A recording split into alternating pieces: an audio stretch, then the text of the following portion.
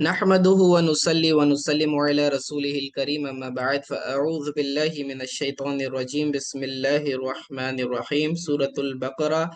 30 पारा जारी है। आयत नंबर 259 तक तफसीर मुकम्मल हो गई है। पिछली आयत में हजरत उज़ैर अलैहिस्सलातु वस्सलाम का वाक़या जिक्र किया गया था। मकसद इसका ये है कि असल में अल्लाह ताला अपनी कुदरत के दलाइल का मुशाहिदा मखलूक को करा रहा है। खुसूसन जैसे कि हजरत उज़ैर अलैहिस्सलाम को बतलाया, उन्हें 100 साल तक मौत दी गई, फिर उसके बाद 100 साल के बाद उन्हें जिंदा किया गया। तो उन्हें बताया उनका खाना खराब नहीं हुआ, जो कि एक दिन में खराब होना चाहिए था, लेकिन उनका गधा जो सालों तक जिंदा रह सकता था वो गल सड़कर हड्डियां उसकी बची हुई थी बस। फिर उनकी आंखों के सामने अल्लाह ताला ने दोबारा उसे जिंदा करके बताया। तो ये अल्लाह ताला की कुदरत पर दलील है कि जिस तरह अल्लाह ने दुनिया में मुशाहिदा कराया हजरत उज़ैर अलैहिस्सलाम को कि इस तरह से अल्लाह ताला जिंदा करेगा अपनी मखलूक को, कयामत में भी वो इस बात पर कादिर है कि वो दोबारा जिंदा करे। ठीक है, अब ये तीसरी दलील यहाँ से स्टार्ट हो रही है आयत नंबर 260 से। इसमें हजरत इब्राहीम अलैहिस्सलाम के मुशाहिदे का जिक्र है कि आपने दुआ की थी कि ए अल्लाह रब्बुल इज्जत, मुझे तू बता कि किस तरह से मुर्दों को जिंदा फरमाता है। तो अल्लाह रब्बुल इज्जत ने कहा कि ए इब्राहिम, क्या तुम्हें यकीन नहीं? तो हजरत इब्राहिम अलैहिस्सलाम ने कहा कि अल्लाह बेशक मुझे यकीन है, और नबी हो और उसका गैब पर ईमान ना हो, मुर्दों को अल्लाह दोबारा उठाएगा इस पर अगर उसका यकीन ना हो तो वो मोमिन ही नहीं रहेगा, चाहे जाए कि वो तो नबी है, तो सवाल ही नहीं उठता। तो ये असल में इब्राहिम अलैहिस्सलाम की ख्वाहिश का इजहार करना मकसूद था। तो इब्राहिम अलैहिस्सलाम ने कहा, मौला मैं जानता हूँ कि तू इस बात पर कादिर है कि तू मुर्दों को जिंदा करता है, लेकिन मेरे इत्मीनान कल्ब के लिए, मेरे दिल को ताकि तस्कीन हासिल हो, मैं इसका मुशाहिदा भी करना चाहता हूँ। एक है मौला तू जिंदा करता है, इसका इल्म तो मुझे है, तो मुझे ये यकीन जो हासिल है ये इल्मुल यकीन है। अब मैं जो है ऐनुल यकीन का मर्तबा चाहता हूँ। ऐनुल यकीन यानी किसी चीज को देख कर यकीन करना। एक होता है किसी चीज का आपको इल्म मिला और उस इल्म की बुनियाद पर आप यकीन करते हैं। मिसाल के तौर पर कयामत होगी, कब्र में अजाब होगा, आखिरत में सवाब होगा, जन्नत दोज़ख, ये वो चीजें जिन्हें हमने देखा नहीं, हमें इसका इल्म हासिल हुआ और रसूल अल्लाह सल्लल्लाहु अलैहि वसल्लम के जरिए, कुरान और सुन्नत के जरिए हम तक ये बातें पहुंची, तो इस पर हमने यकीन कर लिया। ठीक है, तो ये यकीन हमारा इल्मुल यकीन कहलाएगा कि इल्म के जरिए यकीन हासिल हुआ। एक होता है ऐनुल यकीन, जो कि ये इल्मुल यकीन के ऊपर का दर्जा है, यानी कि किसी चीज को देख कर यकीन कर लेना। मिसाल के तौर पर आपको मैं कहता हूं कि बाहर बारिश हो रही है, कोई शख्स आता है आपसे कहता है, और वाकईतन अगर बारिश हो रही हो तो आपको यकीन आ जाएगा कि आदमी तो सच्चा है, जरूर बारिश हो रही होगी, ये इल्मुल यकीन हुआ। लेकिन जब आप खुद गए और अपनी आंखों से मुशाहिदा किया कि वाकईतन बारिश हो रही है, तो अब ये दर्जा पहले वाले से ज्यादा अफजल है कि आपने अपनी आंखों से उसका मुशाहिदा किया, मुलाहिजा किया, तो अब आपके यकीन में और इजाफा हो गया। तो इसे कहते हैं ऐनुल यकीन। ठीक है, तो उसी की बहस है यहाँ पर। अब आयत की तरफ देखें। वइद क़ाला इब्राहिमा, वा के बाद उज़कुर लिखा है कि और आप जिक्र करें इब्राहिम अलैहिस्सलाम का। वज़कुर इज़ क़ाला इब्राहिम, के जब इब्राहिम अलैहिस्सलातु वस्सलाम ने कहा, रब्बी अरीनी कैफ तुह्यिल मौता, रब्बी ए मेरे रब, अरीनी मुझे दिखा। ठीक है, कैफा कैसे, तुह्यिल मौता तू जिंदा करता है मुर्दों को, तुह्यी जिंदा करता है तू, अल मौता मुर्दों को। तो इब्राहिम अलैहिस्सलाम ने दुआ की अल्लाह रब्बुल इज्जत से कि ए अल्लाह, तू मुझे मुशाहिदा करवा कि किस तरह तू मुर्दों को जिंदा करता है। क़ाल तआला, अल्लाह रब्बुल इज्जत ने फरमाया उनसे, लहू उनसे, अवलम तुमिन, क्या तुम यकीन नहीं रखते? यहाँ तुमिन से मुराद क्या है? यकीन करना है, ईमान नहीं रखते ऐसा नहीं तर्जमा करेंगे, क्योंकि नबी हो और ईमान वाला ना हो सवाल ही नहीं उठता। अवलम तुमिन, क्या तुम्हें यकीन नहीं है कि अल्लाह जिंदा फरमाता है? यानी ये अल्लाह का जो क्वेश्चन था, असल में मतलब ये था, अवलम तुमिन, क्या तुम यकीन नहीं रखते, बेकुदरती मेरी कुदरत पे, अलल इहयाई के मैं जिंदा करता हूँ, ٹھیک ہے، اصل میں سألہ مع علمہ بإیمانہ، حضرت ابراہیم علیہ السلام نے جو سوال کیا تھا وہ سوال ایمان کے ساتھ تھا، بغیر ایمان کے نہیں تھا، ٹھیک ہے، ایمانی بذالک لیجیبوا بما سأل فیعلم السامعون غرضہ، اصل میں بتانا مقصود یہ تھا کہ سامعین جو سننے والے ہیں انہیں پتا چل جائے کہ اس کی غرض کیا ہے، ٹھیک ہے، اسی لیے اللہ تعالیٰ نے اولم تؤمن کہا، کیا ورنہ تو اللہ کو پہلے سے پتا ہے کہ ابراہیم علیہ السلام کو یقین ہے، بات سمجھ رہے ہیں آپ؟ ابراہیم علیہ السلام یقین کے ساتھ سوال کر رہے ہیں کہ اللہ میں جانتا ہوں تو زندہ کر سکتا ہے، لیکن پھر بھی مجھے تو بتا۔ لیکن یہ جو اولم تؤمن، کیا تجھے یقین نہیں، یہ جو سوال ہے اللہ تعالیٰ کا، یہ اپنے علم کے لیے نہیں ہے، بلکہ جو سننے والے، جیسے کہ ہم لوگ قرآن تلاوت کر رہے ہیں، ہمیں پتا چلے نا کہ ابراہیم علیہ السلام نے کیوں سوال کیا تھا، تو وہ پتا چلنے کے لیے، سامعین کو پتا چلنے کے لیے اللہ تعالیٰ نے سوال کیا ولم تؤمن، تو ابراہیم علیہ السلام نے جواب دیا قال بلا، کیوں نہیں، بلا کا مطلب کیوں نہیں، ٹھیک ہے، وائی ناٹ، اس کا مطلب بے شک میں اس پر یقین رکھتا ہوں، آمنتو، میں اس پر یقین رکھتا ہوں، ولیکن، لیکن میں نے جو یہ سوال کیا ہے، ولیکن سألتک لیطمئن قلبی، میرا یہ سوال اصل میں میرے دل کو اطمینان دینے کے لیے ہے، تسکین دینے کے لیے، سکون دینے کے لیے ہے، ولیکن لیطمئن قلبی، میرا یہ سوال میرے دل کو اطمینان پہنچانے کے لیے ہے، ٹھیک ہے، لیسکن، سکون پہنچانے کے لیے، بالمعاینۃ المذمومۃ الی الاستدلال، تاکہ اس کا معائنہ کرایا جائے، یعنی ایکسپیرینس کرایا جائے، ٹھیک ہے نا، یہاں وہ چاہتے تھے کہ میں وہ ایکسپیرینس کروں کہ کس طرح سے تو زندہ کرتا ہے، تو اللہ رب العزت نے پھر ان سے فرمایا قال فخذ اربعۃ من الطیر فصرهن الیک، اللہ رب العزت نے ان سے فرمایا کہ خذ، دیکھیں اخذ یاخذو سے ہے، یہ اخذ کا مطلب ہوتا ہے لینا، پکڑنا، ٹھیک ہے، فخذ یہ فعل امر ہے تو تم لو، ٹھیک ہے،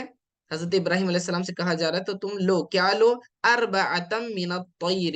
پرندوں میں سے 4 پرندے تم نے چننا ہے، ٹھیک ہے، فصرہن، پھر انہیں ذبح کرنا ہے، ٹھیک ہے، پھر اسے ذبح کریں، الیک، ٹھیک ہے، آپ انہیں ذبح کریں، بکسر الصاد وضمها، ٹھیک ہے، یہ جو فصرہن، سواد پر، سواد کے اوپر جو ضمہ پڑا گیا ہے، پیش پڑا گیا ہے، یہ بھی جائز ہے، اور سواد کے زیر سے بھی پڑا گیا ہے، ایک قرات میں فصرہن بھی پڑھ سکتے ہیں، ٹھیک ہے، تو قال فخذ اربعۃ، تو آپ لے لیں، اللہ رب العزت نے فرمایا قال، کہا، فخذ، تو تم لو، اربعۃ من الطیر، 4 پرندے، فصرہن الیک، پھر انہیں ذبح کرو اپنے پاس، ٹھیک ہے، ام لہن الیک وقطعہن وخلط لحمہن وریشہن، یعنی کہ ان 4 پرندوں کو تم نے لینا ہے، چاروں کو ذبح کرنا ہے، پھر اس کے قیمہ اور بوٹیاں کرنی ہیں، اور پھر اس کے گوشت کو خلط ملط کرنا ہے،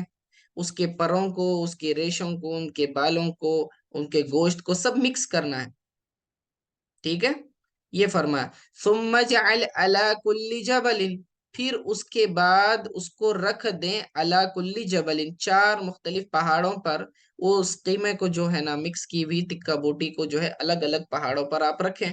من جبال ارض، یعنی تمہاری جو زمین ہے جہاں تم رہتے ہو وہاں کوئی 4 پہاڑوں پر الگ الگ مقامات پر، یعنی کہ دور دور رکھنے کے لیے کہا، قریب قریب بھی نہیں،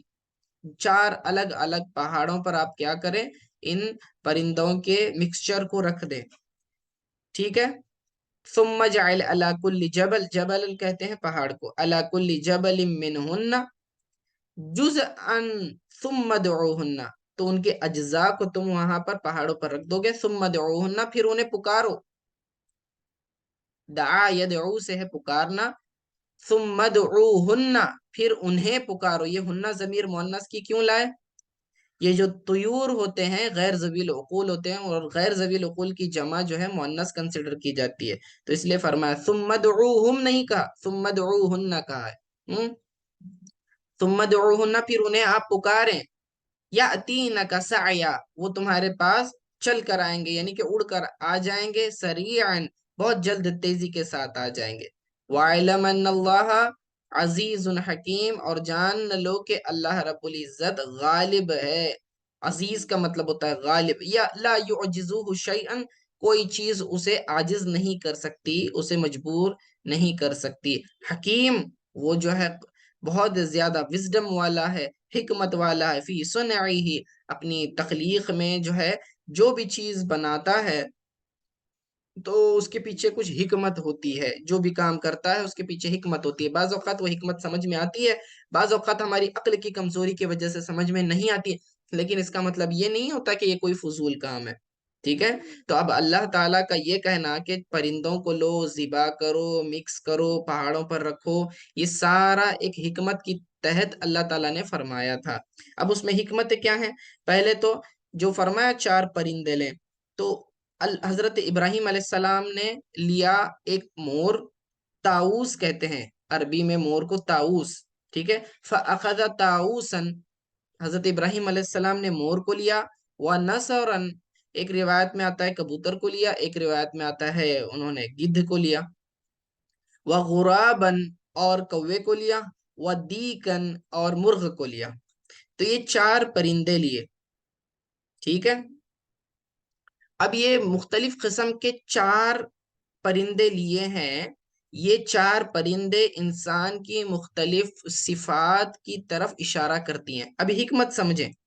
ابراہیم علیہ السلام نے انہی 4 پرندوں کو کیوں چنا؟ اس کے علاوہ دوسرے پرندے نہیں لے سکتے تھے، طوطا، مینا وغیرہ؟ اصل میں یہ 4 پرندے لینے کا مقصد یہ تھا کہ یہ انسان کی 4 مختلف خصلتوں اور فطرتوں کی طرف اشارہ کرتی ہیں۔ پرندہ جو مور ہوتا ہے، مور کے اندر خوبصورتی ہوتی ہے، وہ اپنی خوبصورتی کو پسند کرتا ہے، تو یہ انسان کی بھی فطرت ہے کہ وہ خوبصورتی کو، حسن کو، ظاہری حسن و جمال کو، اور فضل و کمال کو، اور جاہ و منصب کو، سٹیٹس کو پسند کرتا ہے، ٹھیک ہے؟ یہ ایک خصلت ہے اس کی، تو مور کو لیا وہ ریپرزینٹ کرنے کے لیے۔ پھر اس کے بعد جو ہے گدھ کو لیا۔ گدھ جو ہے کھانے پر حریص ہوتا ہے، ٹھیک ہے نا؟ کھانے پر حریص ہوتا ہے، اور وہ تمیز نہیں کرتا، مطلب وہ مردار کو بھی کھاتا ہے، ٹھیک ہے؟ انسان جو ہے نا بعض اوقات حلال اور حرام کی تمیز نہیں کرتا، حرام بھی کھا لیتا ہے گویا کہ وہ مردار کھا رہا ہے۔ تو خیر، گدھ کے اندر جو ہے نا حرص ہے کھانے کو لے کر، تو یہ انسان کی جو نیچر میں ہے کہ یہ جو آدمی جو نا کھانے کی طرف بہت زیادہ راغب رہتا ہے، ٹھیک ہے؟ یعنی کہ بعض لوگوں کے اندر یہ شدت سے پائی جاتی ہے، جنہیں ہم لوگ فوڈیز کا نام دیتے ہیں، حالانکہ یہ کوئی اچھی چیز نہیں ہے، ٹھیک ہے؟ کہ آدمی جو ہے ساری زندگی صرف کھانے کے لیے گزار دے۔ انسان صرف کھانے کے لیے پیدا نہیں کیا، ٹھیک ہے؟ کھانا ضرورت ہے جو انسان کو زندہ رکھنے کے لیے اور اس کے بدن میں تقویت اور طاقت دینے کے لیے ضروری ہے، لیکن یہ جب کھانے کے بعد ایسے پوچھا جائے کھانا کیوں کھا رہے ہیں، تو کہے گا پیٹ بھرنے کے لیے، ٹھیک ہے؟ پیٹ بھر گیا، اس کے بعد کیا؟ پیٹ کیوں بھرا جاتا ہے؟ تاکہ بدن میں طاقت ہو، ٹھیک ہے؟ طاقت آ گئی، اس کے بعد کیا؟ طاقت آنے کے بعد آدمی کیا کرے گا؟ مارے گا دوسروں کو؟ نہیں، بلکہ اس طاقت کا استعمال کرے گا نیک کام کرنے کے لیے، عبادت کرنے کے لیے۔ تو جب ہم کماتے ہیں اور کھاتے ہیں، مقصد یہ ہونا چاہیے کہ جو طاقت مجھے ملے گی میں اس کو یوٹیلائز کروں گا صحیح کاموں میں، اچھے کاموں میں، نیک کاموں میں، ٹھیک ہے نا؟ تو گدھ کو لیا۔ پھر اس کے بعد غراب، غراب جو ہے نا کوا، یہ کوا جو ہے نا یہ لالچی طبیعت کا ہوتا ہے، اور چھینا جھپٹی کرنے میں یہ جو ہے ہمیشہ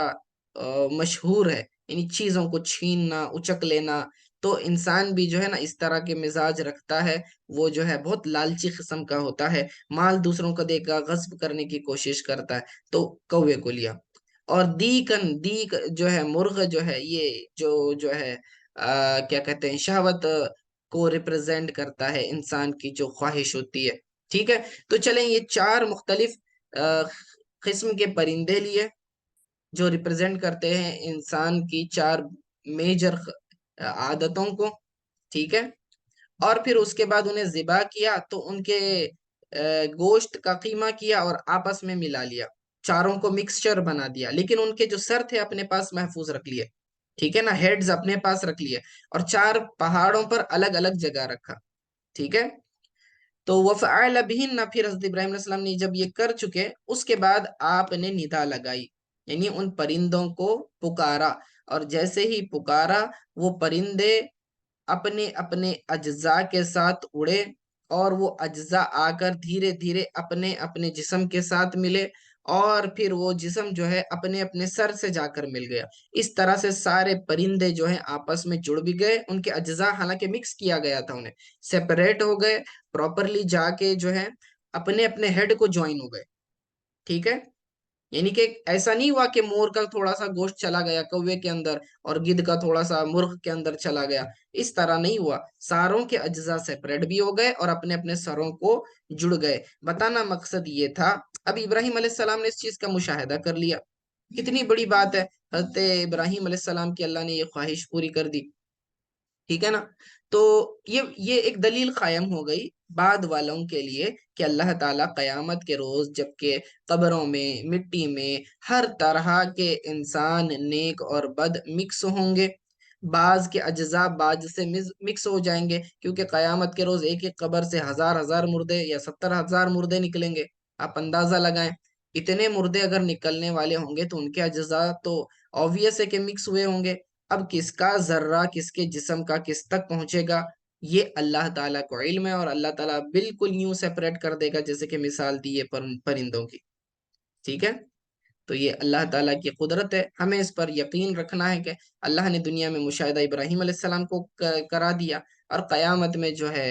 یہ چیز ہونی ہی ہے، ٹھیک ہے۔ اب اگلی آیت، یہاں سے نیا مضمون ہے، مثل الذین ينفقون اموالهم فی سبیل اللہ، ان لوگوں کی مثال جو خرچ کرتے ہیں اپنے اموال کو اللہ کی راہ میں، ٹھیک ہے، مثلو مثال، ای صفت نفقات، یعنی کہ خرچ کرنے کی مثال کو اللہ تعالی بیان فرما رہا ہے، ٹھیک ہے۔ الذین ینفقون، نفق ینفقو کا مطلب، ینفقو کا مطلب ہوتا ہے خرچ کرنا، ایکسپینڈ کرنا، اپنے مال کو خرچ کرنا۔ الذین، وہ لوگ جو ینفقون خرچ کرتے ہیں، اموالہم، اپنے مال کو، کہاں خرچ کرتے ہیں؟ فی سبیل اللہ، اللہ کی راہ میں، اللہ کی راہ میں مطلب اللہ تعالیٰ کی اطاعت میں، ٹھیک ہے، اللہ تعالیٰ کو راضی کرنے کے لیے اپنے مال کو خرچ کرتے ہیں، چاہے وہ دین کے کاموں پر خرچ کریں، یا مساجد اور مدارس بنانے میں خرچ کریں، یا کسی غریب کا گھر بنانے میں خرچ کریں، یا پھر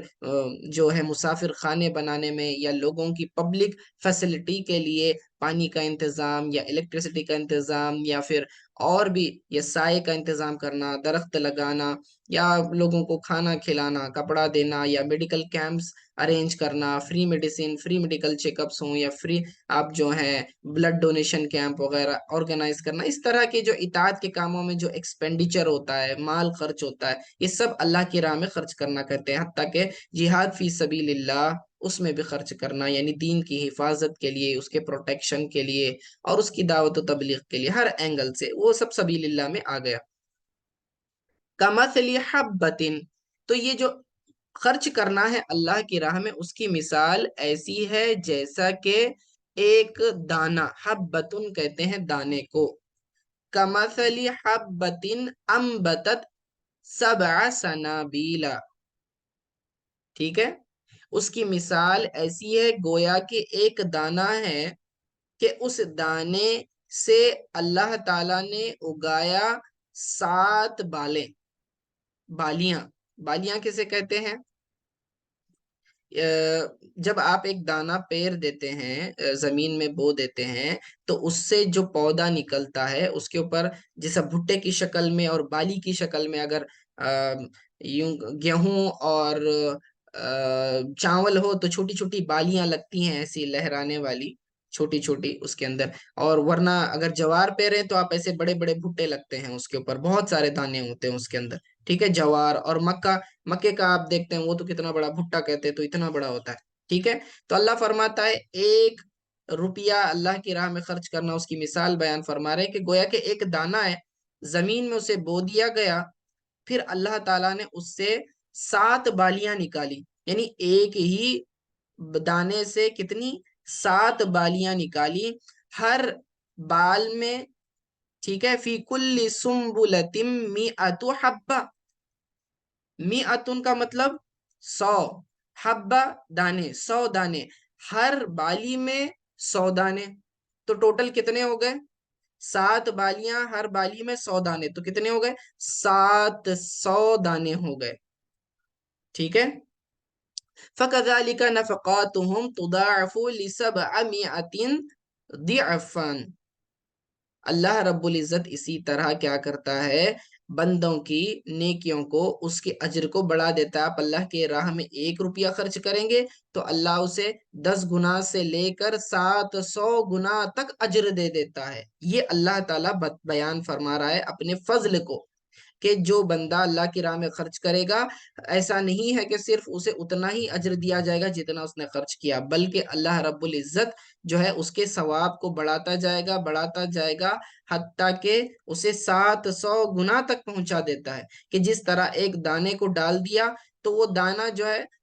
अपने से और बालियों को पैदा करता है और मजीद दानों को पैदा करता है, तो अल्लाह उसकी नेकियों में यूं इजाफा फरमाया करता है। वल्लाहु युदाइफु लिमन यशा, और अल्लाह ताला जो है जितना चाहे अपनी मर्जी से और मजीद इजाफा फरमाता है। तो ये जो 700 का जो अदद बयान किया, ये लिमिट नहीं है अल्लाह के फजल की कि अल्लाह ताला सिर्फ 700 गुना ही अज्र देगा। नहीं, अगर उसका इखलास, उसकी खुलूस, उसकी नीयत, वो लिल्लाहियत के लिए जिस जज्बे से वो खर्च कर रहा है और उसकी भी जरूरत का ख्याल रखा जाता है। मिसाल के तौर पर कि कोई एक शख्स है जिसके पास 10 लाख रुपये हैं,